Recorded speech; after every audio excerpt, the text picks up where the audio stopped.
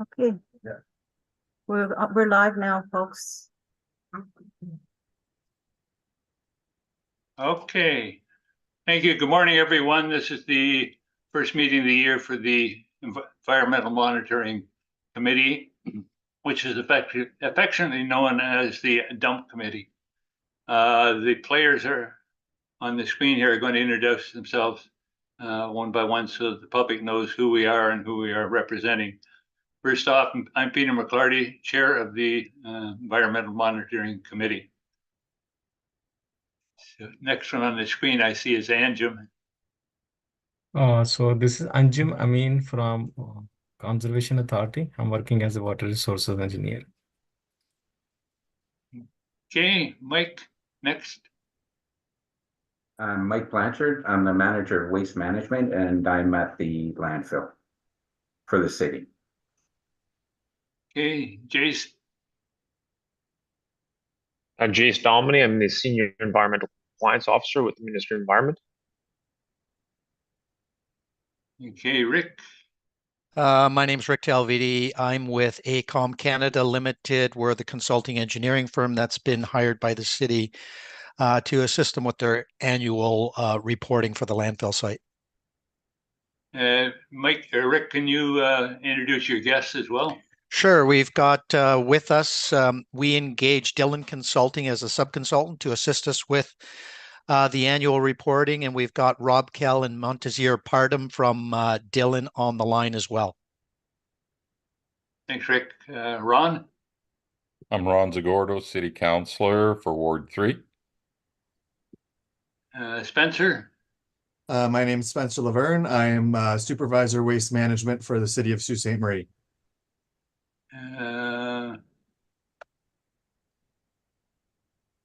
I guess Anne? Hi, good morning. I'm Anne Irvine. I'm with the City Engineering Division. And she's also going to help us with the technical part of the meeting, I think. Dave? Good morning, Dave McLaughlin, Member of Public. Okay, did I miss anyone? Because I've been jumping on the screen here. I'm Catherine Tatto, Manager of Oh, I'm sorry, Catherine. Engineering. It's okay. No worries. Okay, the agenda has been posted and I'm just trying to get it on my screen here. Oh, it disappeared again. The minutes of the last meeting I'm going from memory now.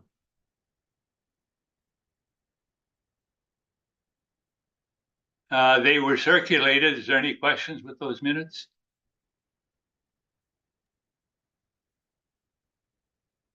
No. Somehow it disappeared from my screen. If there are no questions, can I have a motion to accept them?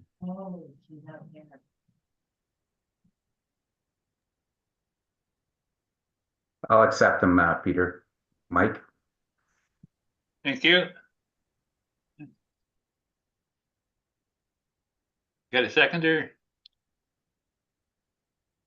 Pete, I'll Still trying to second. get. Okay, all in favor?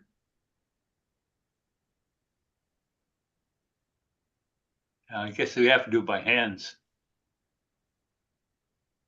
Anybody opposed? Okay, carried then. I keep opening these minutes and I keep on losing them. It's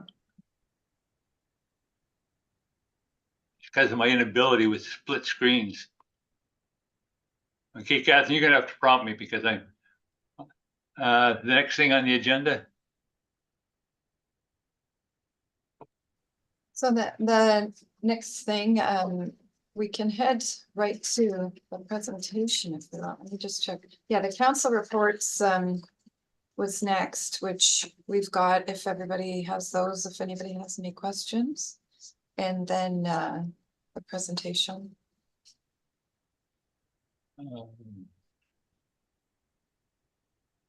Yeah. Doesn't sound like we have any questions, so maybe we can move right to the AECOM presentation.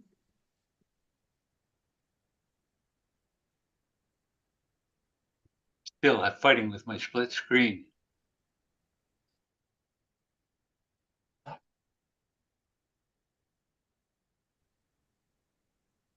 No questions on the council reports? Okay.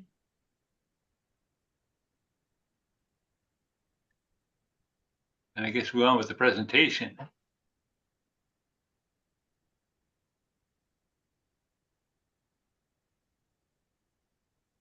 All set there, Peter? Yep, go ahead.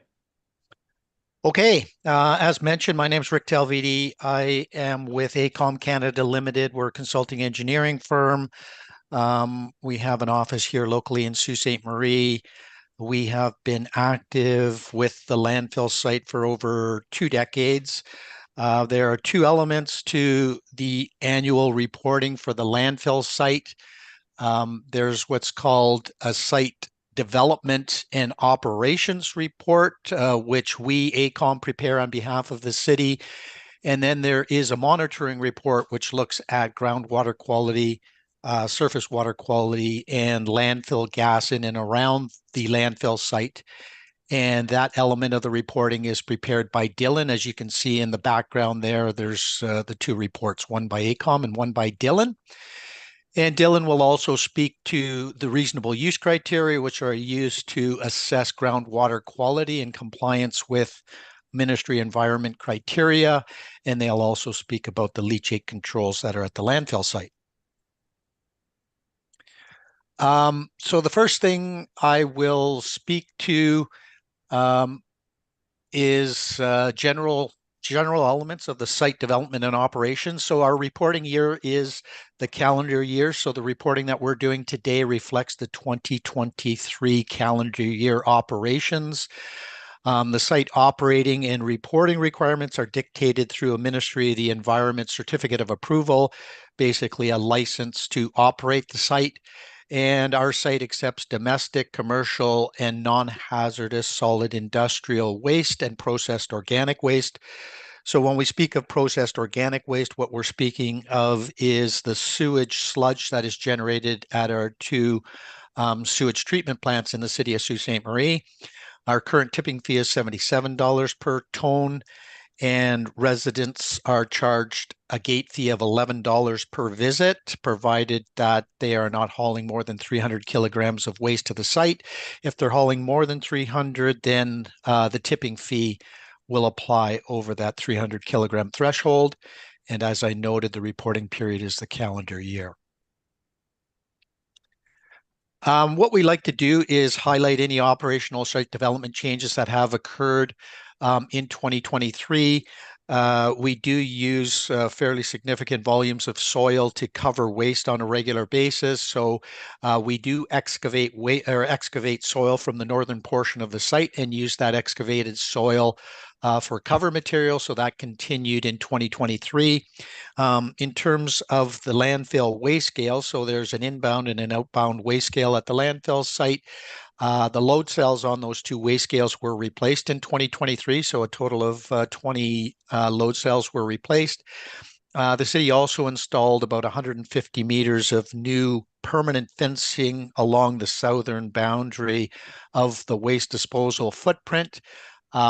So over time, the city has installed a fair bit of permanent fencing. What that fencing does is it helps to collect wind-blown litter and prevent it from blowing off site. So it's helpful in that regard. The city also purchased a new compost turner in 2023 because the old unit was aged and getting to the end of its useful service life. So that compost turner is used in their active leaf and yard waste composting process. Lastly, you may recall back in 2022, Lemieux Composting closed their leaf and yard waste depot in the Soo. That prompted the city to establish what we called a temporary depot so people could self-haul their leaf and yard waste to the landfill site. So there was an interim or temporary one that was established immediately west of the public drop-off.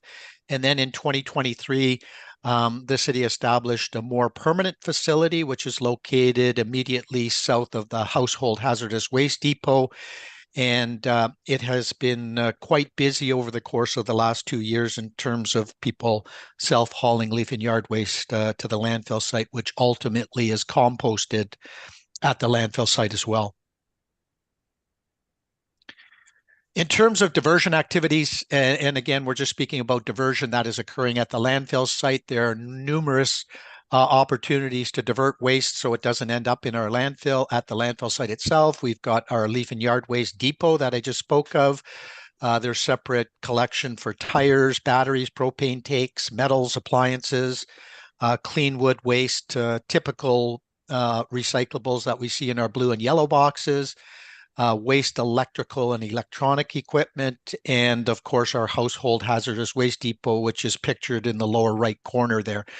So the whole focus and the city's objective was to create a one-stop shop so that residents could bring all types of waste to the landfill and conveniently dump it in appropriate locations and try to divert as much as possible. Question, Rick? Yeah. With the tires, in the past, they wouldn't accept them with rims on them, but I see they're accepting them with rims now. What happens to those tires with rims? Does somebody remove them before the recycler picks them up, or? Good question, Peter, and I'll turn that over to either Mike or Spencer. Maybe you could explain what happens with those. I'll answer that, Rick. Sure. We have the tires collected, and we don't have any problems with rims. They collect tires without rims, tires with rims, and they go for recycling. So I'd imagine they remove them at the recycler, the rims, and recycle the metal in them. It's valuable. The irony of this, a friend of mine was on the way to dump this was a couple of years ago, and they turned him away because it had the rim on it. And so he ended up leaving it in my yard, and it's still there. And I haven't taken it to the dump because I didn't realize that they were taking them with rims. So that next time I go, I can get rid of mine. But that would explain why some of these things you get dumped at the roadside, because they get to the dump. This is in the past, but that problem is now solved. So that's good. Yes, the city is considered a collector, but there is no revenue for us to manage tires. We collect the tires and then we call a transporter, and it's recycled from there. Okay, thank you. Okay, carrying on. There's two fairly significant elements to nuisance management at the landfill. One is related to litter control. So there's a number of ways that the operations staff mitigates litter, windblown litter at the landfill site. First and foremost is compaction. So the city does have a landfill compactor, which is specifically designed to compact waste. And what it does is it tends to bind the waste together, which mitigates windblown litter.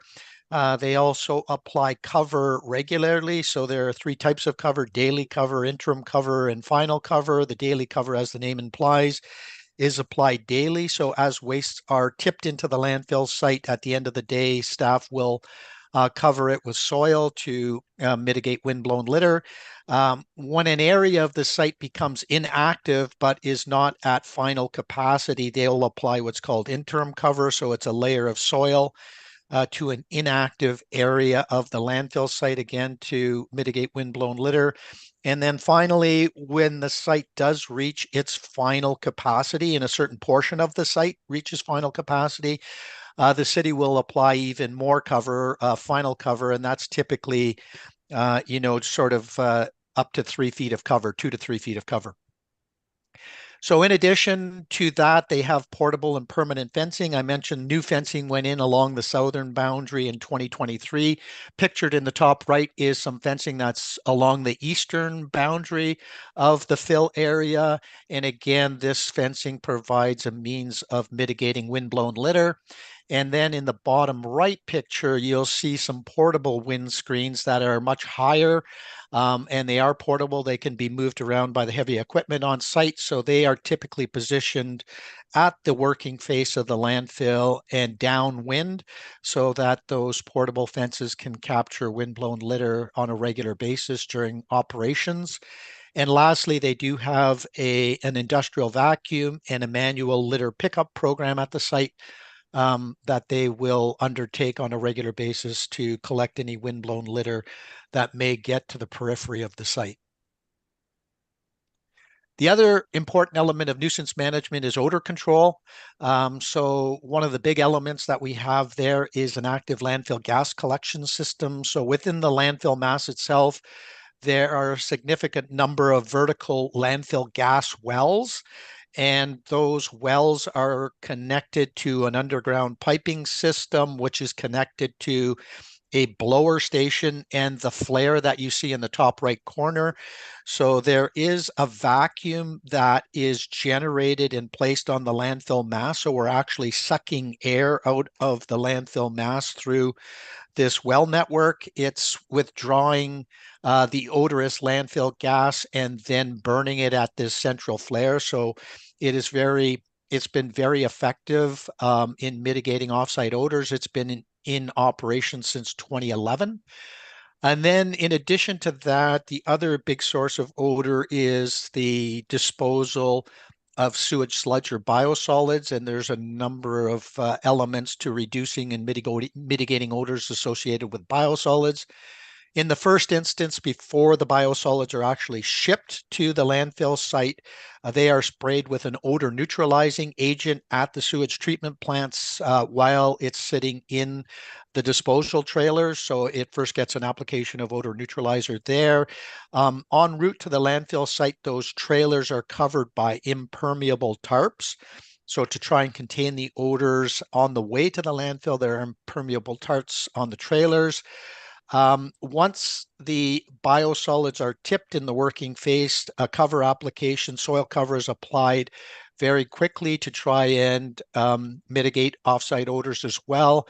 And then before the empty trailers leave the landfill site, they then have another application of odor neutralizer to try and prevent and mitigate odors when those trailers leave the site. Lastly, those trailers get regular wash down. So typically each trailer is washed on a monthly basis. You can imagine as they traverse the landfill site, sometimes some of the biosolids can get on the external surfaces of the trailer. So they do go through regular wash downs to try and keep them as clean as possible and limit any odors that might come from them in transit. The lower right picture that you see there is a portable odor neutralizing spray mist sprayer.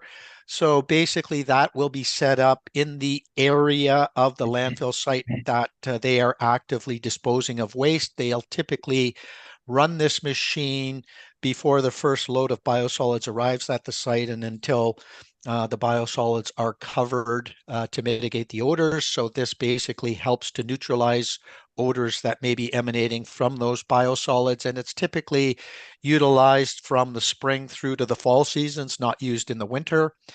And then recently, the city developed a standard operating procedure for the receipt and management of wastewater grit. So what was found is that, again, the two sewage treatment plants will generate grit. We found that it is quite odorous as well. So the city developed a standard operating procedure for the receipt of that grit at the landfill site so it can be quickly disposed of in a proper manner at the landfill and covered quickly to mitigate odors that might come from that particular grit from the two sewage treatment plants. So, what we are pleased with is that we can see through the historical odor complaint log. This graph basically dates back to 2007. But you can see that there's been, if we were to apply a trend line there's been a consistent reduction in the quantity of odor complaints that we've been seeing at the site. So from 2021 to 2023, there's been a total of four odor complaints that have been received, none in 2021, 3 in 2022, and 1 in 2023. Historically, these complaints have typically, from what we can decipher, because we do have a fairly detailed odor log that is maintained by the operations staff to try to come to the root cause of why the odor complaint was received. And in most instances, we find that the odor complaints are either linked to the transportation and disposal of the sewage sludge, or it may also be linked to any downtime for the centralized flare. So the flare that burns the landfill gas, sometimes it has to be taken offline for maintenance and repairs, and sometimes there may be an odor complaint that's registered at that time. So those are the two principal causes. With respect to the biosolids, just remind everybody the city is proceeding with the construction of a biosolids processing facility at the landfill site. So the intent is to construct a facility to compost biosolids or sewage sludge at the landfill.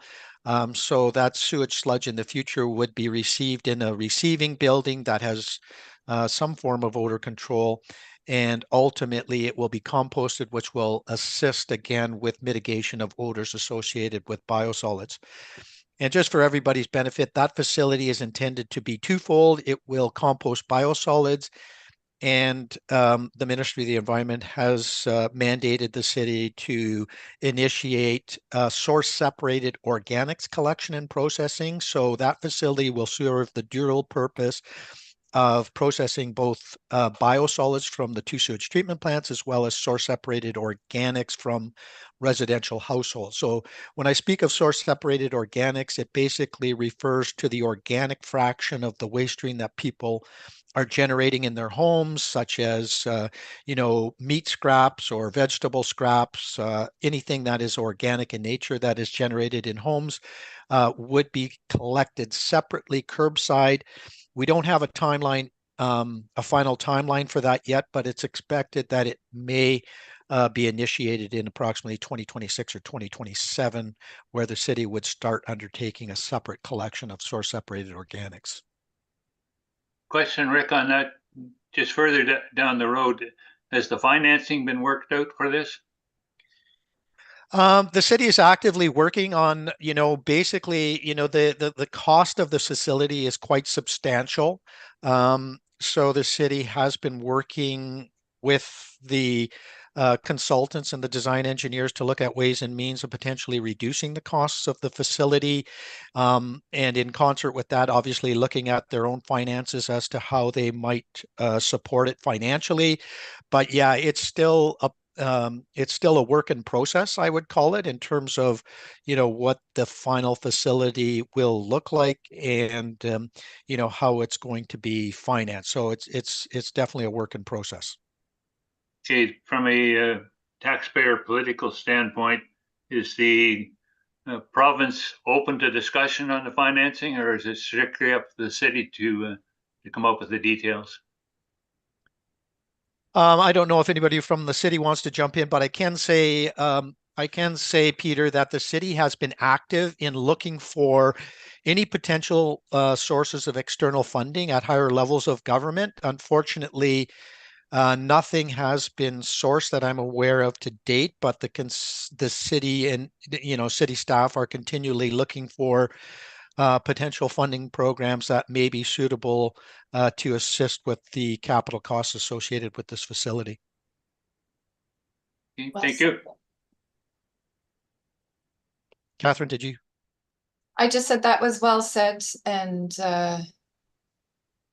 yeah, we're still working on things. If there's any funding programs that do come up, we would definitely apply for them. But at the current time, we haven't sourced anything that is available to us. But again, we're open to any funding programs that potentially may arise. Okay, so the next slide I have here is a graphic representation of the disposal footprint. So down in the lower left is the maintenance building, the public drop-off here, just to get you oriented. We got Cannon Creek over to the east here, and the dashed line is the existing disposal footprint. We just wanted to highlight where the operations were focused in 2023, which is the northwest area of the disposal footprint. And the expectation is in 2024, operations will continue in that sector of the disposal footprint. And to go hand in hand with that slide, this slide is a graphic representation of where we sit with residual disposal capacity in the disposal footprint. So wherever you see yellow, that means we've reached capacity in those areas of the disposal footprint. So you can see there's a significant proportion of the site where we've reached capacity. And this graphic depiction is based on a May 2022 survey. So there's been some areas that we have got closer to capacity since then. But as you can see in the legend there, any areas that are purple represent the areas that we have the most disposal capacity. There's, greater than 15 meters of depth of disposal capacity where it's purple. And with the darker blue shades, again, we have fairly significant areas of disposal capacity. And as the shading gets lighter in color to lighter blues, there's less disposal capacity. And then finally, when we get to yellow, obviously we've reached capacity in those areas. So similarly, if we go to the next slide, it works hand in hand with this slide. This slide depicts the area where we have applied final cover. So all of this shading here, this darker gray shading represent areas where final cover has been applied to the site. And again, it coincides well with the area that was shaded yellow in the previous slide where we have reached our final capacity in the disposal footprint. In 2023, though, there was no final cover applied, but this slide reflects the final cover that has been applied historically. Moving on from there, waste diversion. So the city did transition their blue box recycling program to a producer responsibility model in September 2023. What that really means is that the city no longer has any obligations or costs associated with this program. It has no control over the program. So the Blue Box program is currently being operated by the producers and the stewards. As of September 30th, obviously residents would not have seen any changes to the level of service that they were receiving, because when the stewards or producers took the program over, they maintained the same contractor collecting recyclables in the same fashion that they always were. So rather than the city contracting for that service, is now being done by third parties, and the city has no obligations and no costs or revenues associated with that program in the future. Okay, go ahead, Peter. Rick. As a representative of Clean North, this is the one we get the most inquiries on. And the most common question is, where does all this stuff go? And I try to explain as best I can. And do you know, or does Mike know on this, can anyone say with confidence that none of this recyclable is leaving Canada or leaving North America?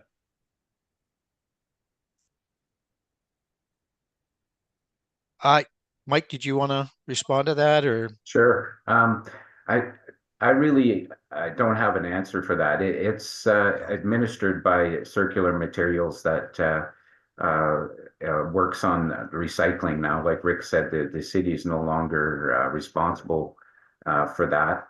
But if you do go onto the RIPRA site, they have information about the quantities that have been collected in Ontario and what was collected in Ontario. I think this was just put out within the last few days. So you can see what was collected in Ontario in 2023. So that's on RIPRA's website, and RIPRA is the body that has contracted Circular Materials to administer the recycling program in Ontario. So, and I guess, go ahead, Rick. I was just going to say, I mean, to your point though, Peter, I don't think, obviously there are others that are responsible for processing that material and then marketing that material. Obviously, we live in a global marketplace now. I know historically, obviously it has, some of those materials may go overseas, but it's really a situation I would expect that, those that are processing and collecting the material are looking to whatever markets are available to sell those materials to. Because I try to keep up to date as to what's happening locally and globally. And the latest statistics are showing that only 10% of the recyclables are actually recycled.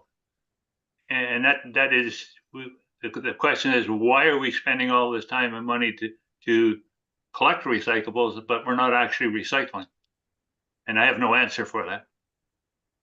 Yeah, again, it's difficult for us to obviously speak to the validity of that reporting. I don't know what proportion of the recyclables that are collected are finding their way to end markets and getting beneficial reuse. very hard because again, the city, from a city perspective now, we're completely out of the mix. There's no responsibilities for the city to collect or process this material. And it's really, part of the provincial government's objective of going to a circular economy, and it's now sort of residing with others. So it's difficult to provide any kind of statistics from a municipal perspective as we're not privy to that data anymore. Yeah, no, I'm fully aware of that, and I'm glad to see Ron is here and trying to digest some of this. That it's a political decision as to what happens from here on, and our voice is through our council, through to the provincial, and so on. And if this is going to improve the situation, it's got to make it be a political decision, and there has to be the will to do that. The individual consumer has little control over it, but they are concerned. They'd like to think they're doing their job, but it's got to be done at the next level up as well. That's my political speech. Peter, if I can add a comment too. Certainly. Yeah, since being on council, that's one of the things that we've had to deal with in the last year and a half, that the province was taking over the recycling program, and that unfortunately, and a lot of people in the community are not aware that, if there's an issue that arises, basically contacting the city won't get you anywhere. You'll need to reach those individuals that are responsible, and it's all at the provincial level. I would recommend that if anybody is asking questions of the recycling and what's happening, as you are, Peter, I think that our MPP, since it's at that level, that we redirect or at least get our answers at that level in terms of what's going on and percentages and, any other data that we may need. I think it's time that we bring in those parties, since they are responsible and should have the answers for that, and not just to leave it, unanswered just simply because the city is not, involved at that point. So I would add that to it. Well, thanks for that, Ron. And will you contact me and we can discuss this at outside of this venue? Absolutely, not a problem. Thanks, Ron.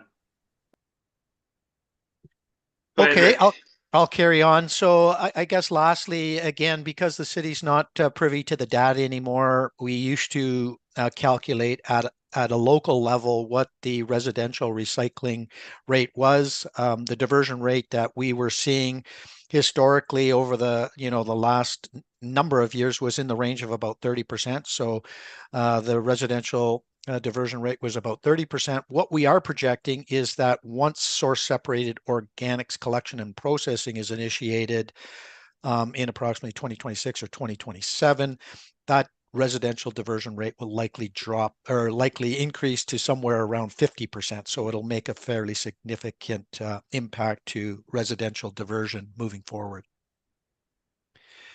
So the slide I have here is the historical waste disposal quantities. It dates back to when basically the city took over this disposal site back in the late 80s.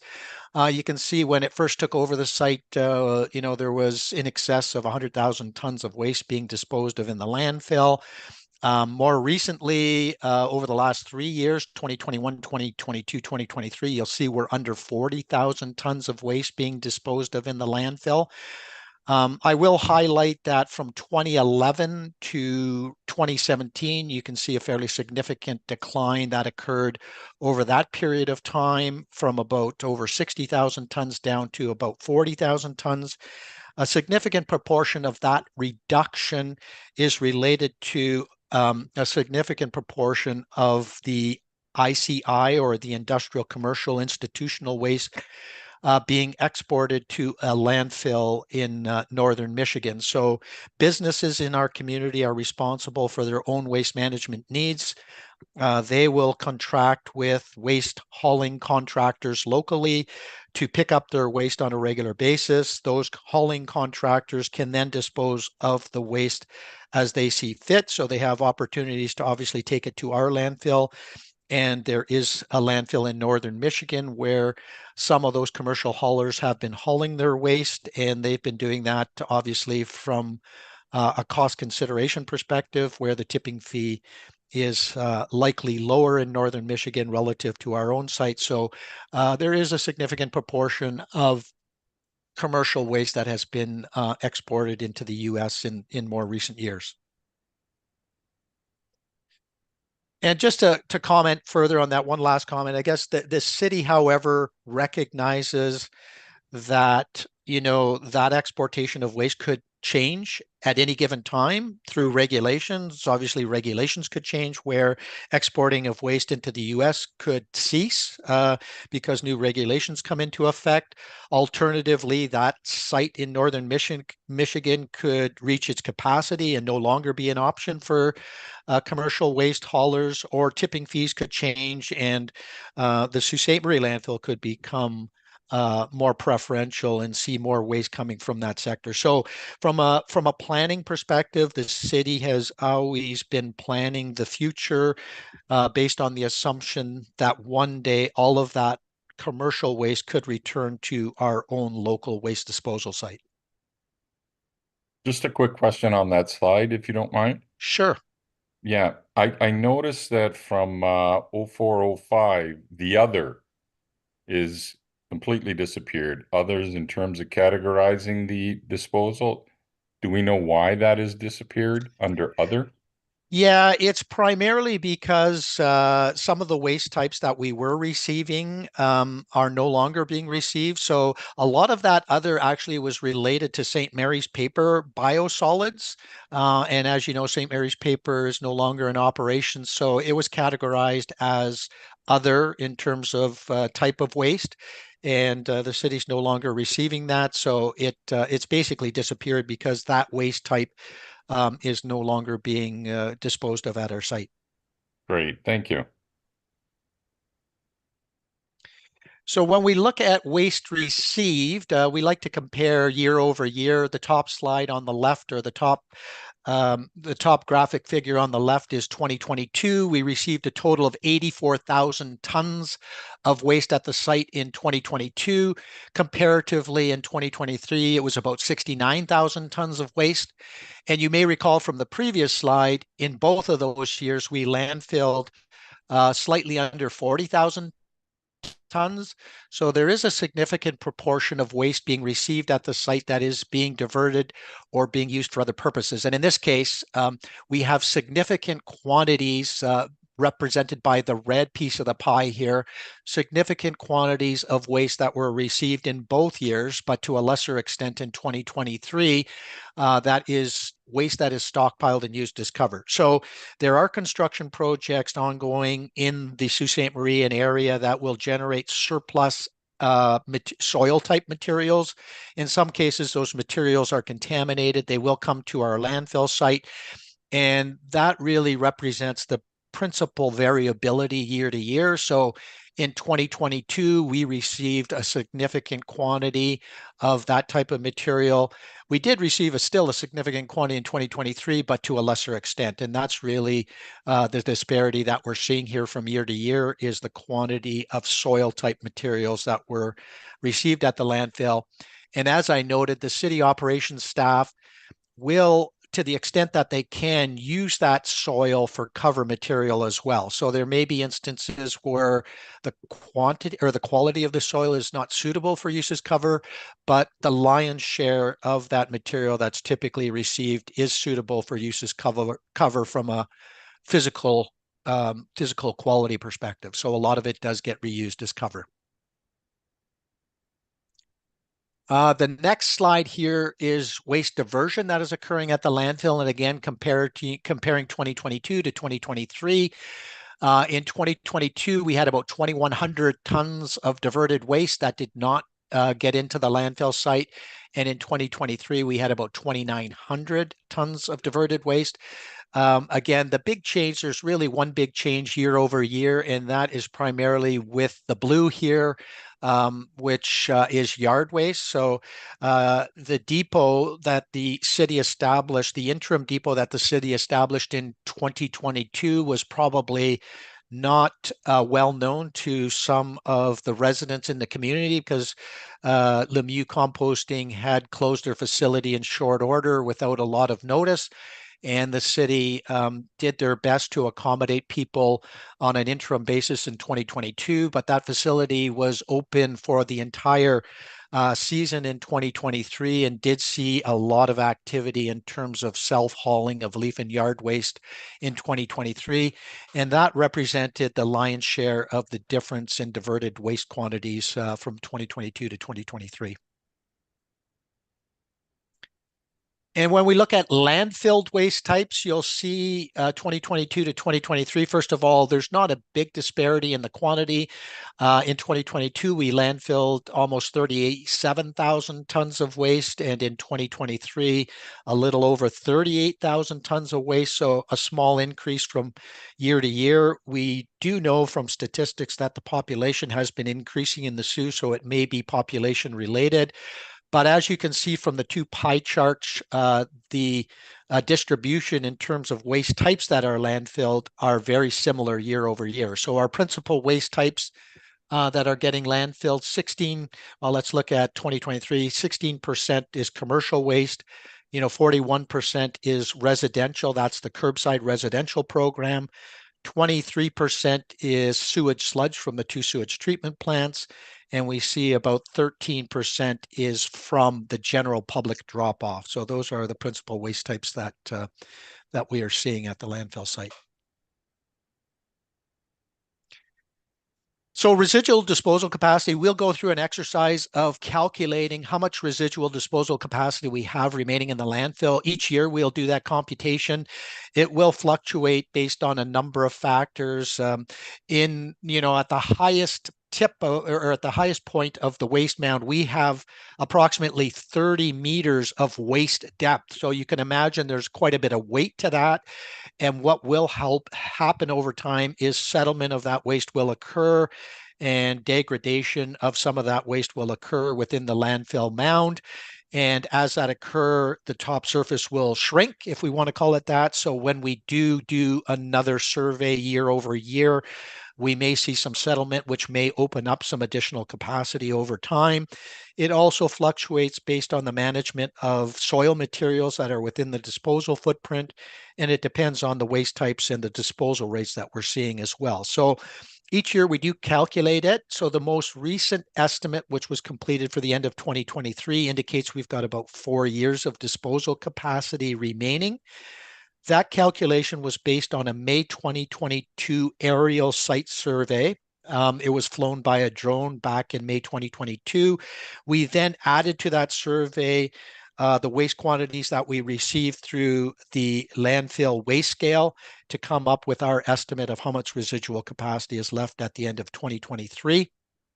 And just for comparison, in the 2022 report, we reported we had 5 years of capacity. So we did use up approximately 1 year of disposal capacity in 2023. We do have a plan to undertake another aerial survey with a drone in June of this year. So again, we should get updated. We typically do this roughly every 2 years where we'll undertake a drone survey. So again, we're going to be doing this in June 2024, which means we should have, again, some fairly accurate estimations of where we sit with residual capacity in the 2024 site development report. So a big milestone was reached with the Waste Management EA. As probably most are aware, the city is seeking to expand the existing landfill site. The graphic image there to the right, the blue is the existing disposal footprint. The green represents the area we want to expand the disposal footprint to. And we made a final submission of that EA document to the Ministry of the Environment in January of 2024. There was a mandatory 7-week review period, which ended in March of 2024.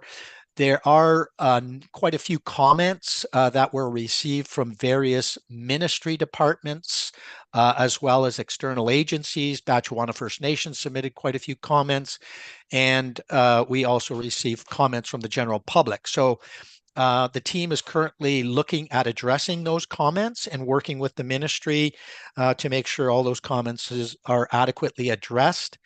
There's no firm timeline to processing the EA. So essentially what we need to do now is the team will address the comments that have been received, submit those to the ministry.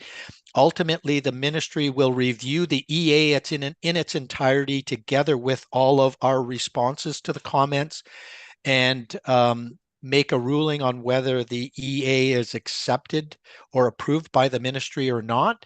So in general, the timeline for that we're thinking is roughly the 2024 calendar year.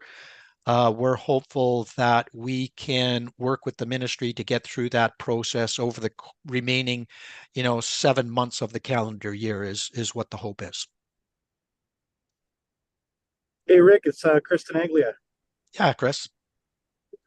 Just a quick question. Is there any possibility that the EA would not be approved?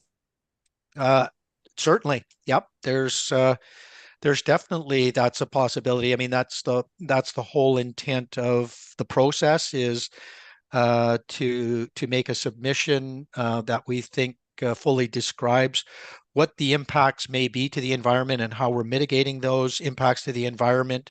I don't know if you've seen the document. The document is a very fulsome document. I can't recall how many pages are in it, but it's a very lengthy document that speaks to potential impacts to all elements of the environment and speaks to how the city plans to mitigate those impacts. So it's a very fulsome document.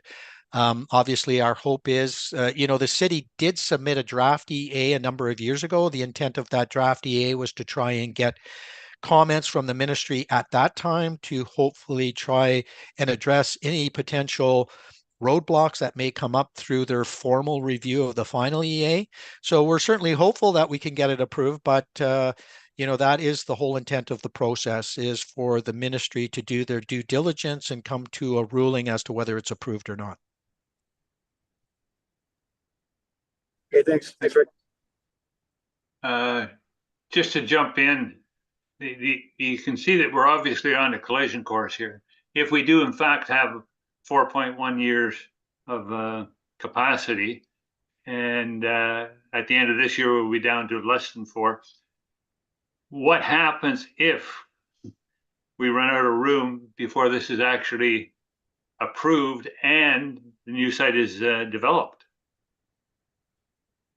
Yeah, I mean, at that point, Peter, it's hard to put a crystal ball together to look at that eventuality. So, there have been circumstances in the province of Ontario where that has happened elsewhere. You then would have to look at some contingency plans to potentially address that, whether that would be exporting waste to another jurisdiction to dispose of it elsewhere, potentially we have seen landfill sites that have been able to get interim approvals for additional waste beyond their currently approved capacity. So, there is the potential the city could apply for interim additional capacity at their existing site to say, we need, given that this hasn't been approved and we got to look at other options, maybe you could approach the ministry and say, can we, get an interim approval for some additional capacity at the existing site just to carry us through for a period of time. So there would be, different contingency scenarios that could be looked at to try and address that eventuality. Obviously, one of the things that we hope is sort of in the back of the mind of all of the reviewers here is that, let's face it, we're in a society that we do generate waste. There is a need to manage that waste effectively. And in our case, we have worked many hours. There's been, many resources that have been utilized to identify what potential impacts are and how those impacts could be potentially mitigated. Ultimately, through a significant level of study that's been ongoing for years, we believe, collectively, we, the city, the consulting team, believe that this is the most cost-efficient, most environmentally sound method of disposing of our waste long-term. So, I think it's imperative, obviously, for the review team as well to recognize there is a need to dispose of waste somewhere. So, although, maybe there's not a solution that is perfect, because you're never going to find a perfect solution. We believe we have found a solution that is acting in the best interests of all parties involved. So it's certainly hoped that over time that as the reviewers go through this EA, that they recognize that, you know, if it's not perfect, if there's certain elements of it that are not perfect, let's face it, the other important aspect here is we've got an operating history at this site that dates back to the late 80s. We believe the city's been very responsive and responsible in terms of how they've been operating the site. And really, you know, not a lot is going to change with the expansion. In fact, with the expansion, as we've talked about on numerous occasions, we actually will be enhancing site operations. There will be better groundwater controls. There will be better odor controls at the expanded site. So what we believe by expanding the existing site rather than looking for a new site, which we did do in the sense that we, you know, have historically looked for potential new sites in and around the city of Sault Ste. Marie. And it's a very difficult process to find a new site given all the constraints that are in place. So, you know, ultimately the study pointed to the fact that if we can reuse the infrastructure that we have at the existing site, there's some very significant cost efficiencies there. We have been working with certainly area property owners to try and mitigate, as we talked about through my earlier presentation slides, to mitigate any nuisance impacts associated with the existing site. So we think we've made a very good argument as to why it makes the most sense to continue with the existing site. And to, you know, to answer your question, if there was a decision not to approve it, then we'd have to work with the city on some means of contingency measures to get us across a hump until other avenues could be investigated. I'm totally in favor of what we're doing. I have total confidence that what is proposed will be the final answer. But I think this process started around 2001 or 2002. Within 10 years, we came up with this proposal. I'm confident it's the right proposal. It's the one that's saleable. It's the one that's workable. But the timelines are getting almost to the breaking point here. It's going to take time to develop it. And what are we going to do in the meantime? If we know this is the end result, someone has to take the bull by the horns and say, yes, we're going forward. Release the tenders so we can get working. If we don't get working within the next, actual shovels in the ground within the next year, we're going to be in a log jamming that we can't get out of.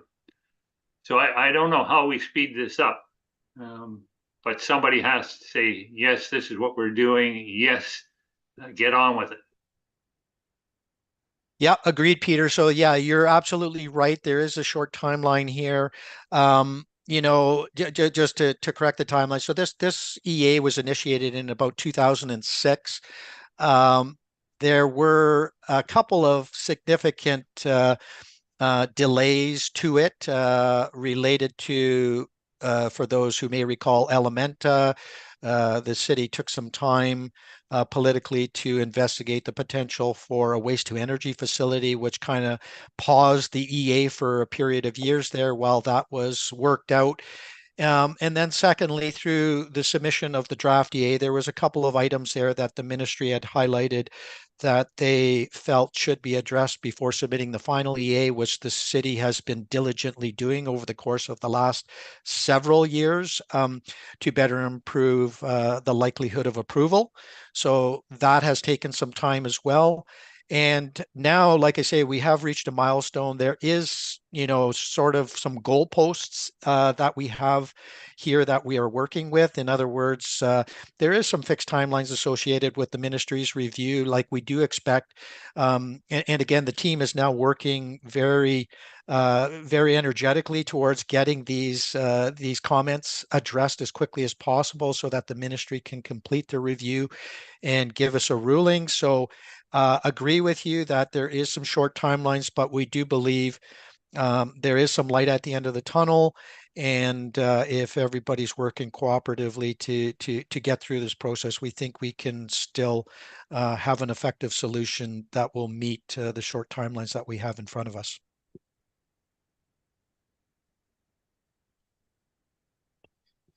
Thanks, Rick. Okay, I'm going to just cover this last slide, leachate management, collectors and purge wells, and then I'm going to turn it over to Dylan. So when we talk about leachate, basically when precipitation filters through waste, it can carry with it some contaminants. So that water that gets contaminated as it filters through the waste is called leachate. We do have at the existing landfill site ways and means of collecting and treating that leachate. There are two principal controls. I'm just going to go back to my last slide here. Again, so with the existing groundwater regime at the landfill site, we find that groundwater flows sort of to the south and southeast, and it also flows to the southwest. So along the southern and southeastern boundary of the landfill site, we have what's called a horizontal collector. It essentially operates like a French drain that straddles the groundwater below the surface. So groundwater flows into that subsurface trench and subsurface pipe. It then flows to a pumping station that's located here. That pumping station ultimately pumps it to our wastewater collection system at Old Gooley Bay Road, and then it flows to the treatment plant for treatment. And then on the western side of the landfill site, we have a series of 10 purge wells. These are wells that are pumping water 24/7, and the water that is pumped from those wells gets delivered again to this pumping station and ultimately finds its way to the treatment plant. So the purge wells require frequent inspection. So there's a fairly intensive maintenance program associated with them because they will get plugged up over time. So the city has a very onerous and dedicated maintenance program to make sure those purge wells are operating efficiently and effectively. As noted, there's 10 of them altogether. The most recently, we installed a new one in May of 2022, which has been operating since that time. We estimate that we removed approximately 440,000 cubic meters of leachate last year in 2023, which equates to a constant flow of 13.9 liters a second from the site.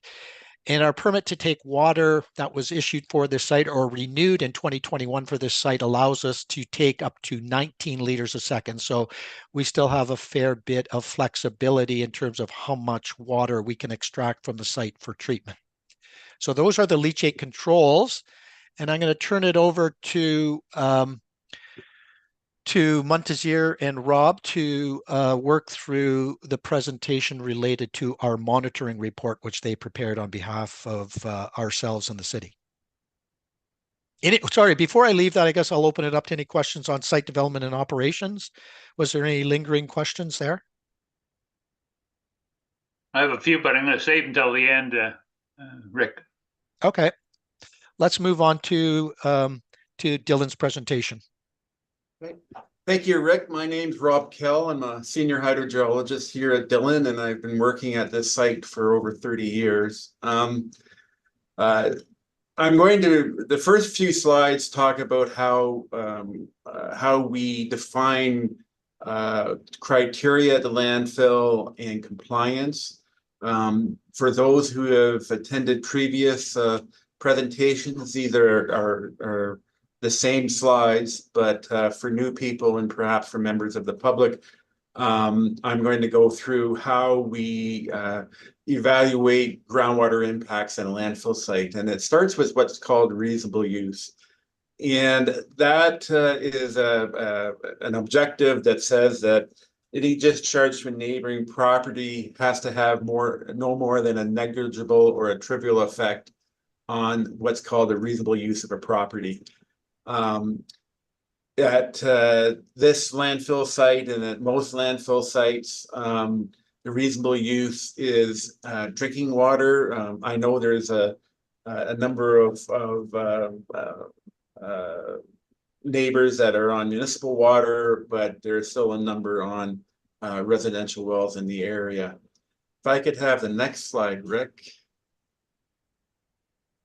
So we talk about contaminant limits, and so what the ministry has done is they've helped define, what that objective of negligible effects. And what they have said is that you will you're allowed to, or you can't degrade in excess of 25% of the difference between the background water quality and the drinking water limit for a health-related parameter. For aesthetic parameters that aren't health-related, you're allowed to have an impact of 50%. So there's a graphic there that shows how far we can go up, and more or less for health related, again, the increase that you're allowed is fairly limited, only 25% of the difference. I'll move on and talk about our particular site. There has been over the years, and this dates back to pre-possession of the landfill by the city, but there's 207 groundwater, we call them monitors, they're monitoring wells. They, for the most part, since the about 1990s, either 2-inch plastic wells that are installed at various depths at the landfill. Right now, we center on 40 monitoring wells that we sample in the spring and summer and fall. And then we also collect samples from the leachate pump station 4 times a year. And so there's really 3 different types of wells that we really key on.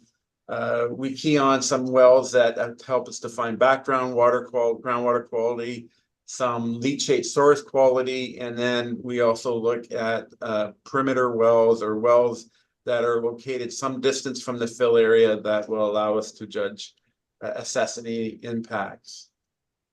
One of the things that we use outside of water quality, like lab data, are water levels. And so when Rick had that slide earlier with groundwater flow directions, we measure water levels in the wells, and we use that to track where the groundwater wants to flow. There are some slides that you'll see coming up where we define where groundwater wants to flow. But basically it's to the south and southeast on the eastern part of the landfill, and to the southwest on the western part. From a chemistry point of view, we look at a number of parameters. There's the general chemistry, major and minor ions, trace metals, and volatile organics. We key on certain parameters in particular that, due to either a high concentrations in leachate, and in particular the environmental persistence, and the one that I key on mostly is chloride. But there's some other ones that we review in particular that would indicate some leachate impact. And I've said this before, but leachate from the pump station is analyzed 4 times a year. So the next slide, we talked about groundwater flow and our protection at this site, and Rick did go over this, but the horizontal collector that goes on the south side of the fill area, and then it was extended in about 2007, 2006, up to former Cannon Creek. And if to turn back the clock 30+ years, when the city took this over, it was actually in the south of that southern collector, and what we call the meander area. That's where we had significant groundwater issues. And the horizontal collector was installed in 1992. And I would say certainly within 5 years, we're seeing improvements, but within 10 years, the impacts have more or less were reduced to almost to no impact. So the meander area, or the historical issues that we had away from the landfill, were corrected by the horizontal collector. The development of the site is such that from we'll say 1990, it was a westerly expansion. And we knew from the 1980 data that as we expanded towards the west, that we're going to go into an area beyond what we call the groundwater divide, where groundwater doesn't want to flow into the meander area, it wants to flow to the southwest. So as the landfill expanded to the west, we started to see impacts on monitoring wells to the west, and that necessitated the installation of purge wells. Just quickly on why purge wells and not a horizontal collector is it's all based on depth to water and topography at the site. So the water table is quite close to surface, of course, at Cannon Creek and in the meander area in the south part there. So the horizontal collector, I believe the pump station, I remember being on site back in '92, but you know, the pump station's about 7 meters below, and of course, that's the low point of that collector. The water table on the east side is in the order of 18 meters or 60 feet. So a horizontal collector system wasn't feasible. And so that's where this series of purge wells went in. So the impacts that we talk about, we've divided them up into the east and southern boundary and to the southwest. So if I could have the next slide. So this is where we talk about the east and southern boundary, and there's a lot of words on this slide. And there's certainly a lot of words in the report. But as I've said before, this is the area that that has historical 1980 type of impacts. We've had some really positive effects that we've seen basically from 2000 on.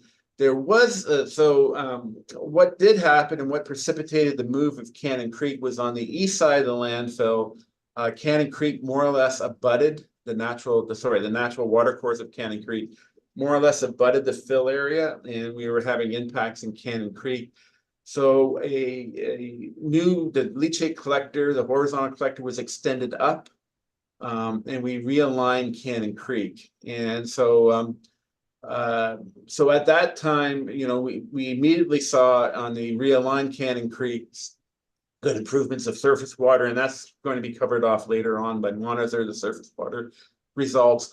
One of the things, and it was actually kind of implemented on the advice and recommendation from this committee, was we wanted to install some new monitoring or a new monitoring well in between the realigned Cannon Creek and the leachate extension. So in December of 2022, a new well was installed. So it was only sampled for the first time in May and August of 2023.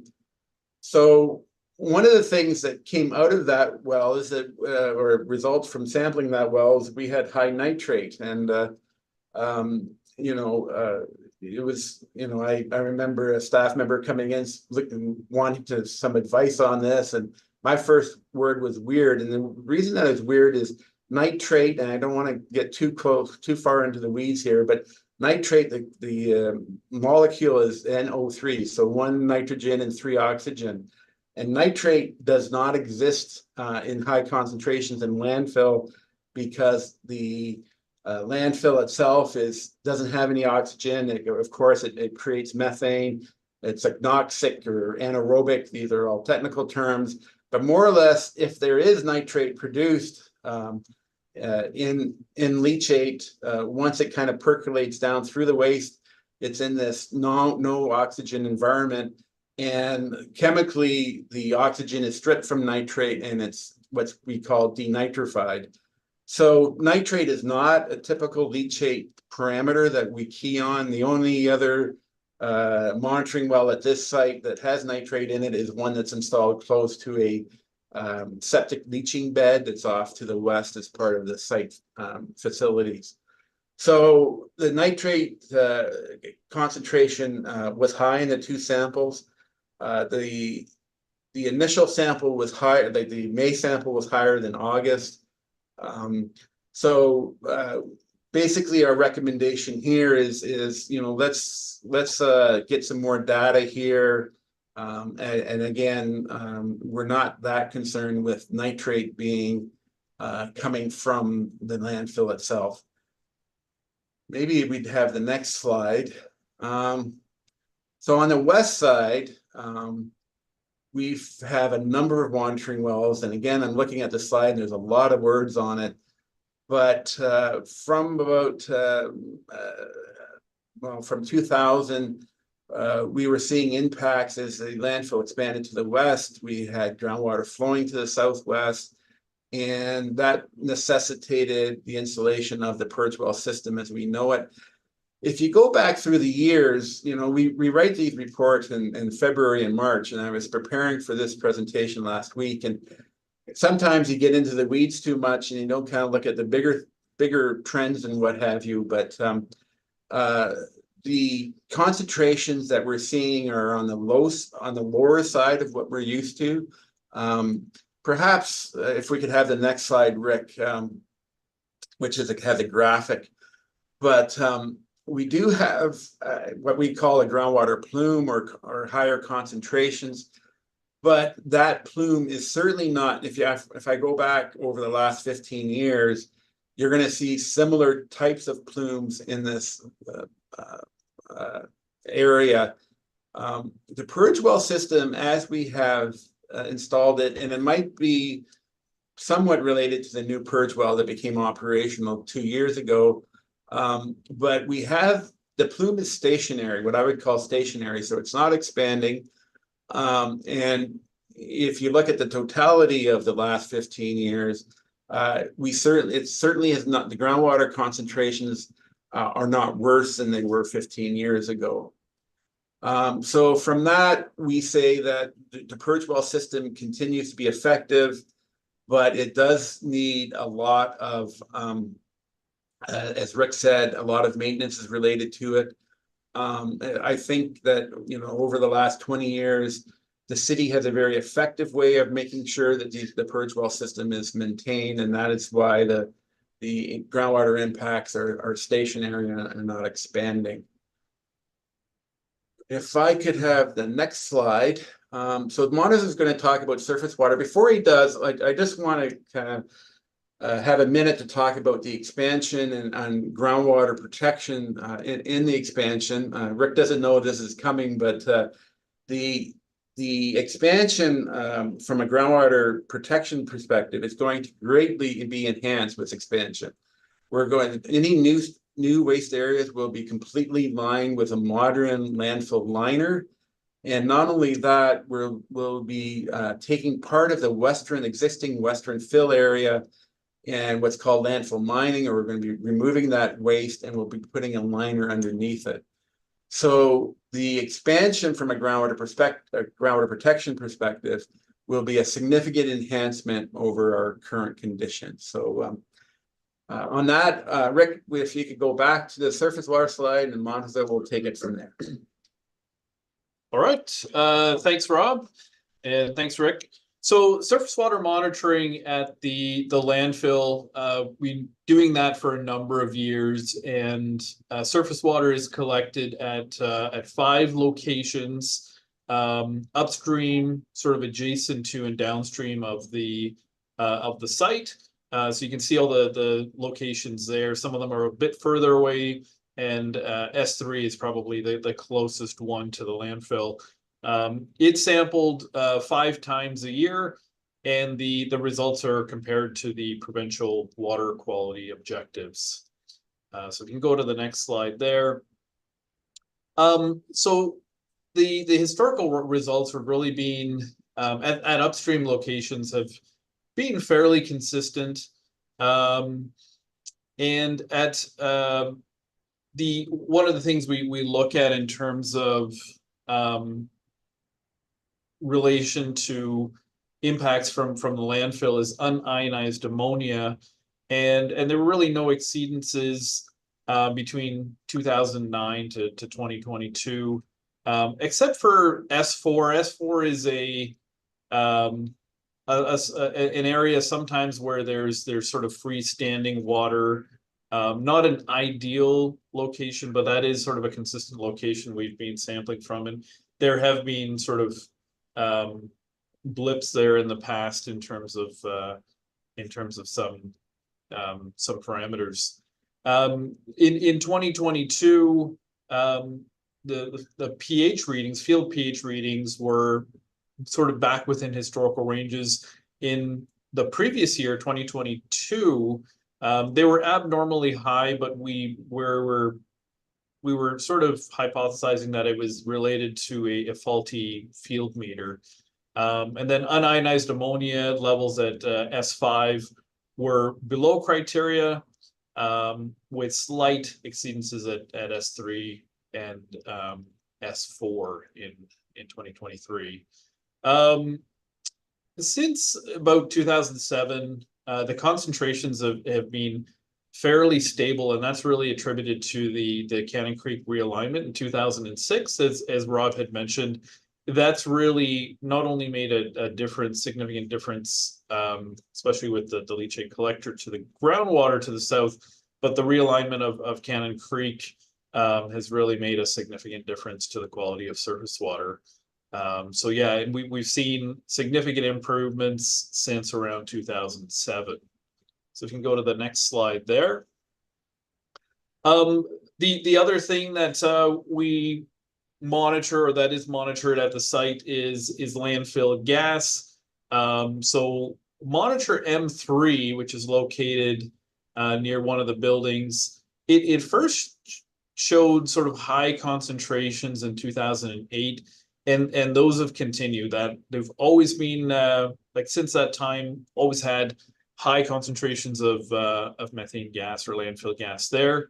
M6 and M7, they were replaced in the fall of 2018, and with no real significant gas has really been detected since then. So if you can go on to the next slide. So also at M4 and M5, there were low readings there. M3, just as previously mentioned, high concentrations there. It's the readings at M3 are above the lower explosive limit, and is really indicating that the landfill gas migration is continuing in a southwesterly direction, and that is expected to continue. And in 2009, there was detection and mitigation. So there were detection alarms put into the buildings at that time. And so that's the surface water and methane. And in terms of the ministry review of the monitoring report, so over the years, you know, in the early 2000s and into the early 2010s, there were a number of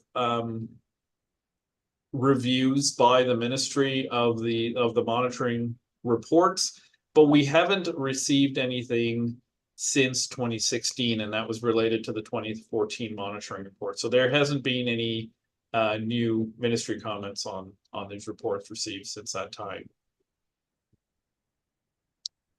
And in terms of sort of overall conclusions and recommendations, this is for both groundwater and surface water. So, you know, Rob had mentioned the new well number 79 that was installed that had high nitrate concentrations. So really at the end of the day, we need more data to really evaluate what the trends might be before we can draw any conclusions on, you know, what that high nitrate, those high nitrate concentrations may be coming from, or if they're, if they sort of trend downwards, and we can make more comments and conclusions after a few more monitoring rounds. In terms of the purge wells, they're effective as long as they're continue to be maintained and regular inspections. So that's the recommendation, is just to continue with that aggressive inspection and maintenance. And as recommended in the 2021 report, a new purge well was installed in 2022, and that was certainly very helpful as well in terms of the plume, as Rob had indicated. For the landfill gas at M3, so the the monitors and the warning symbols for the explosive gases in around that in around those buildings, that should be maintained. And including signs, I think there are signs up there as well. They just need to be maintained. And there's readings in nearby buildings with relation to the methane gas, and the indoor detection system should be maintained. There are, particular manufacturers' recommendations, and the recommendation is from us is that those manufacturers' recommendations in terms of the maintenance on those should be, and the testing should just be maintained. So that's our recommendations and conclusions, and the monitoring portion of the presentation. So we're happy to answer any questions as well. Thank you, Hey guys, gentlemen. it's Go ahead, sorry, Anton. Peter. It's Chris Tenaglia. I just wanted to thank you guys for the detailed presentation. It was really good. I had a question for Dylan. Is it Dylan's opinion that the groundwater leachate plume, does it discharge to the surface water bodies? No, the plume that I showed is actually a subsurface plume. The surface water bodies are the Cannon Creek and Root River that are off to the east and southeast. There is, if you look at the landfill, a map of the landfill, the gravel pits off to the west rather than the southwest. When I look at air photos, it appears that they've gone to the water table. So there might be some groundwater discharge there, but they're not in the direct path of the plume that we are monitoring at this time. Okay. Sorry, Chris, I didn't recognize the phone number. It's okay. Sorry, Peter. With respect to then, I guess this is a follow-up then, the reasonable use criteria, has surface water receptors been considered at all? Well, versus basically, drinking water standard? Yeah, so from a surface water monitoring perspective, we use different quality criteria. It's called provincial water quality objectives, and that's what we compare to. Right now, as we've said, the realignment of Cannon Creek has gotten rid of a lot of the compliance issues, all the compliance issues from my perspective. So the surface water we key on, in particular, it's ammonia. Ammonia is high in leachate, and it has very low criteria on the provincial water quality objectives, and that's why we key on that. But our compliance point from a very kind of legal perspective is actually at S5, which is a property boundary. And it's in the Root River, and we don't see any exceedances there. The only kind of issue that we have in surface water, and Monitor alluded to, is that S4, which is not directly connected to the Root River. And sometimes in the summer times, that the old meander loop gets pretty stagnant and gets pretty low, and we do have some high concentrations there. But again, they're explainable. With respect to the nitrate, maybe Rick might be able to better answer this, or maybe you, Rob. But am I wrong in understanding that sludge from the wastewater treatment plants are applied at the landfill, and could that be a contributing factor to the nitrate? Yeah, so certainly sludge has nitrogen in it. It's loaded with nitrogen, quite frankly. Nitrate itself is an oxygenated form of nitrogen. The sludge itself is probably it's not wanting to kind of go into wastewater sludge dynamics, but if it is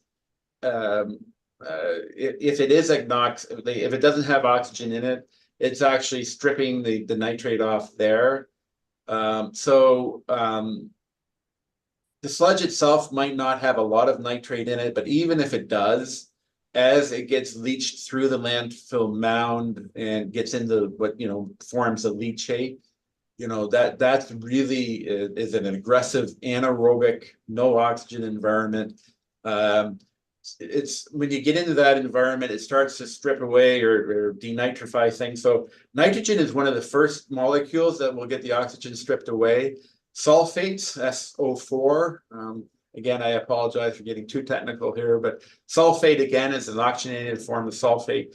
It's one of the last molecules that get stripped in an anoxic environment. So again, having high nitrate in a monitoring well, in my mind, isn't related to leachate. And our more or less recommendation is that we just need more data to evaluate that.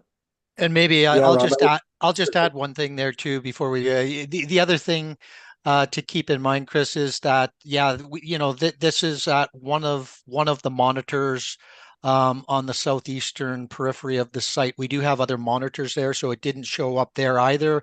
And again, all of our focus in terms of where we've been landfilling over the course of the most recent period has been in the northwest corner where the landfill or the groundwater tends to flow to the southwest. So we haven't really been active in this side of the landfill for quite some time now. And given that it is just the one monitor there, as I think as Rob had mentioned, that's weird, is certainly probably an appropriate comment. Yeah, I would agree. Yeah, seeing something like that could be very anomalous, and further data would, pinpoint where the source would be. But until you get more samples, then it would be difficult to ascertain whether or not it is sludge related or landfill related or whatever. Yeah. Okay. I guess my last question is, from a characterization standpoint, sort of new chemistry. Has any sort of consideration to PFAS been considered in the monitoring program? It's a very appropriate question. In amongst the comments that we received back on the EA that I first looked at late last week, the ministry has recommended that we add PFAS as a condition of the expansion. Just for others on the call, PFAS is in the news a lot. It's called a forever chemical. One of the ones would be Teflon, if you want to go to a brand name, but from a kind of generic, fire foam from firefighting is another big source of PFAS in the environment. The issue related to that is exactly the name that the press has given it, the forever chemical, is that it is environmentally persistent. So the quick answer to that is, with the expansion, PFAS will be included as a monitoring parameter. Thanks. Good job, guys. Are Thanks. there Those are my other questions. questions?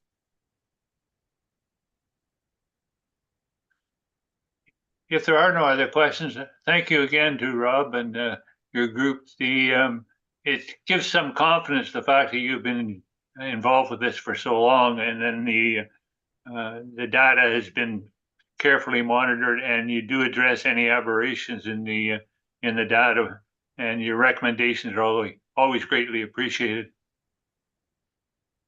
Thanks, Peter. If there are no other questions, Rob and your group don't have to stay on the line. We have a few little business things here to take care of, but you're free to go if you want. Thank you. Okay, thanks very much, everyone. Take care. Take care. Take care. And thank you, Rick, for you're the man on the center of all of this, and you've done a wonderful job for keeping us advised, and I always appreciate your reports. They're written in a fashion that most people can understand, and I really appreciate that. Thank you, Peter. It's been a pleasure serving. Okay, so Rick, you can stay on if you want, because you may be able to answer a couple of the questions or concerns that come up. Sure. The next thing on the agenda is the odor control, which I think you've covered. unless there's something you want to add. Yeah, so the odor control has largely been covered in Rick's presentation, and the graph that he had up showed the complaints over time. So last year, we did have one complaint in 2023. Thanks, Rick. Which occurred in August. Typically with heat at the landfill, that's often a contributing factor if we do have any complaints.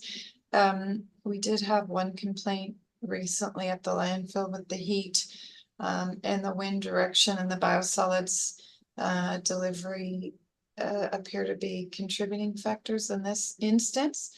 So we're continuing with our mitigative measures, and we investigate every complaint to determine if there's any other mitigative actions we can take. So I think we've done a fairly good job the last few years of improving our operational procedures and measures that we're taking at the landfill. But certainly the biosolids plant will assist with that as well when it comes online.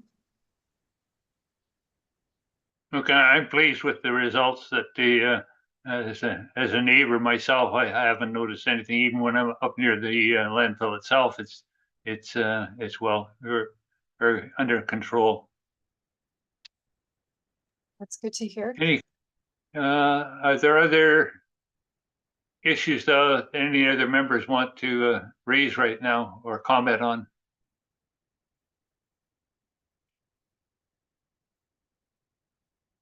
Okay, if I've got several here, some of them have been covered already, and these are sort of in random order that I have.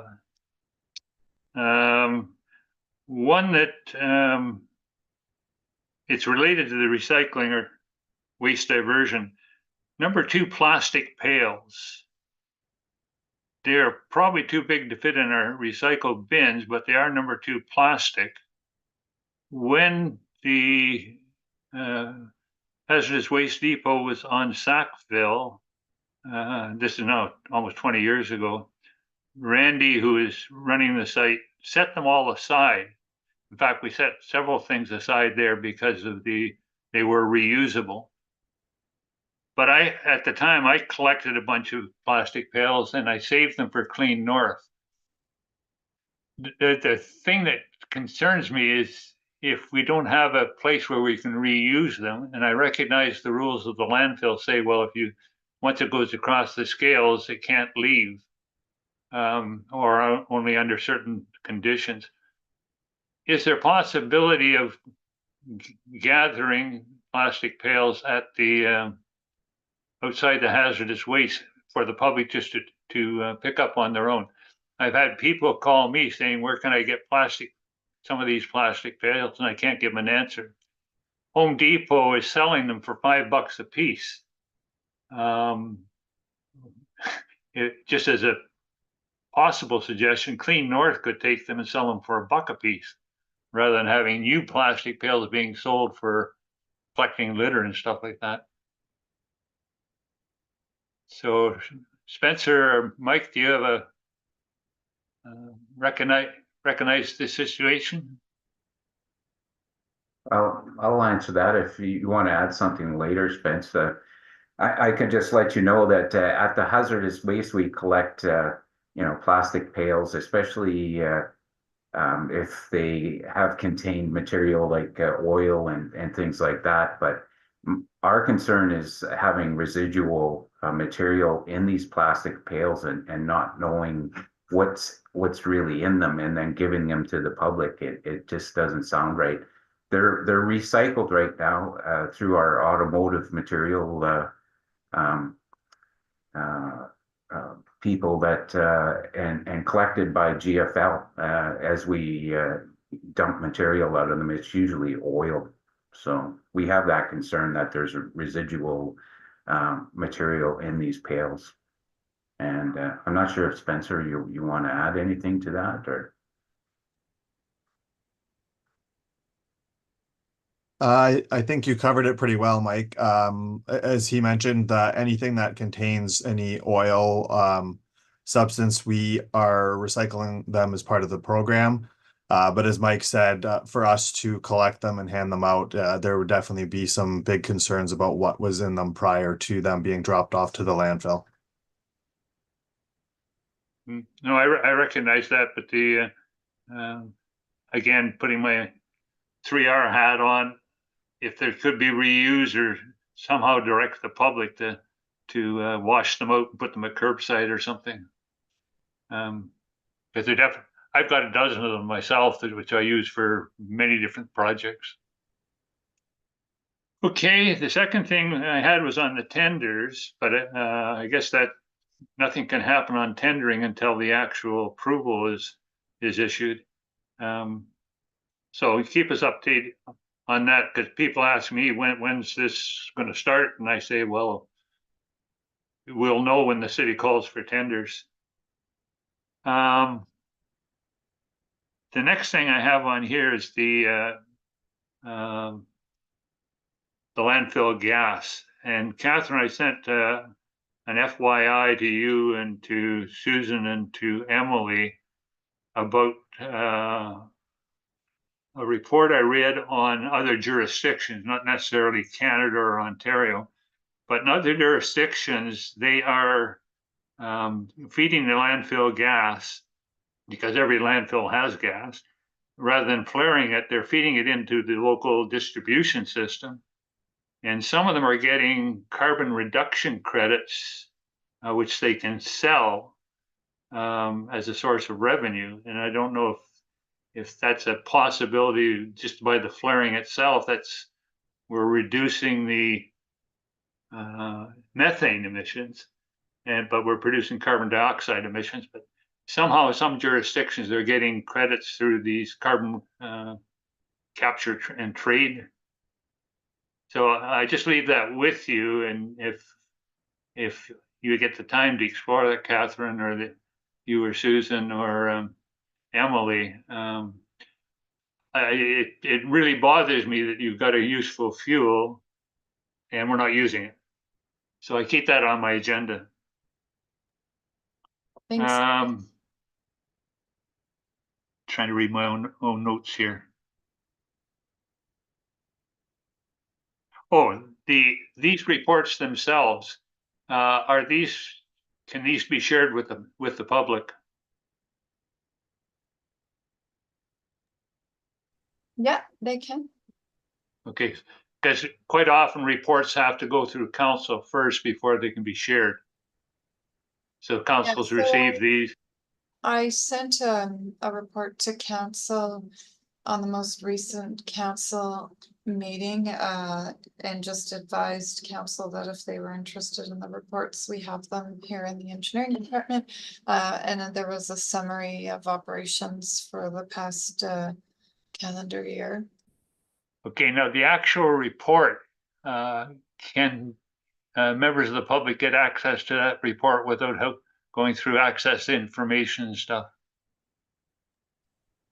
We've never had a request from the public, so I'd have to look on the procedure from that. I mean, we give them out to all of the committee members prior to our meeting, so I don't see an issue with just handing them out to the public if they were interested in them. But if there's anybody that you know of that is interested in one, certainly send them my way. No, I've downloaded my copy and it's on my computer so that I could, if I had someone that was interested in wanting more details, I could just give them my copy or send a link to that copy. Yeah, and we have hard copies too at City Hall. They're limited, but we do have hard copies if anybody's interested in hard copies. And yeah, if somebody is interested in a digital copy, we can send it via our system here, and then we would be more readily, I guess, available to answer any questions they have if they're going through it and have some questions for us. Okay, well, Clean North is going, and I'm making up a report from this meeting with some of the highlights of the meeting. That will be shared with the in a blog post on Clean North's website. And if there's a link quite often we give them an overview of a report. And if there's a possible link, we put that link in there so the public can read the whole thing. But for a case like this, getting a link itself might be a problem. So anyhow, I say if you want, we'll just put a note in. If you want further information, contact the you or someone in the city office there. Sounds good. Okay. I think I've covered, yeah, I've got all my questions covered here. So any other questions? If not, our next meeting, we have to have 3 during the year. Would anyone like a face-to-face meeting, such as we've had at the landfill before? We haven't had a meeting at the landfill for a couple of years now.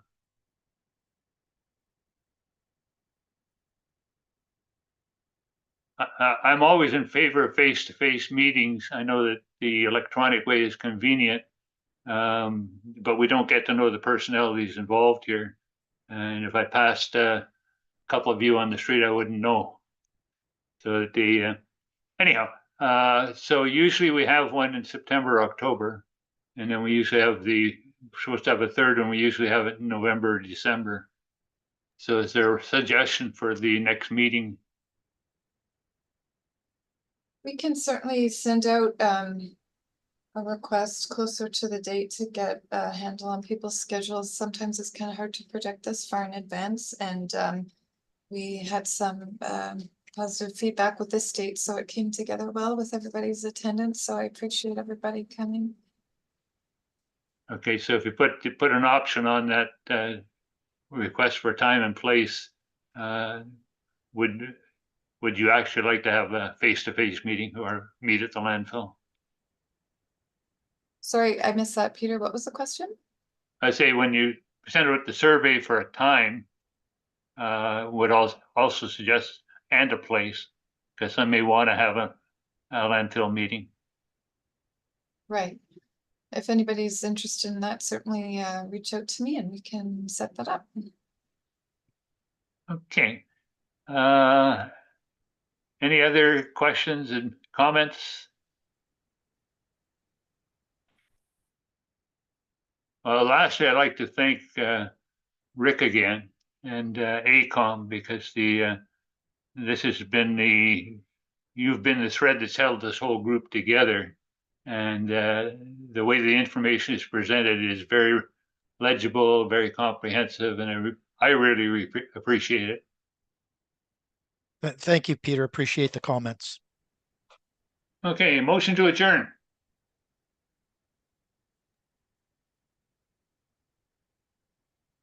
A hand or okay, you got Ron, you got Catherine. Okay, thanks everyone. Take care. Thank you. Bye-bye. Thanks, Peter. Take care. Thank you. Bye-bye.